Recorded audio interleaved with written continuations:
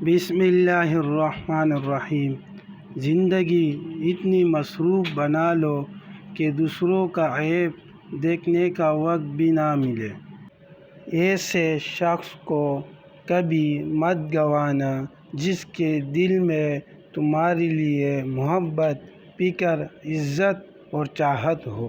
حضرت علی رضی اللہ تعالیٰ عنہ نے فرمایا، 3 کام اللہ تعالیٰ کو بہت پسند ہے: ٹوٹے ہوئے دلوں کو جوڑنا، دل نہ چاہتے ہوئے بھی معاف کر دینا، اور کسی کے گناہ پر پردہ ڈالنا۔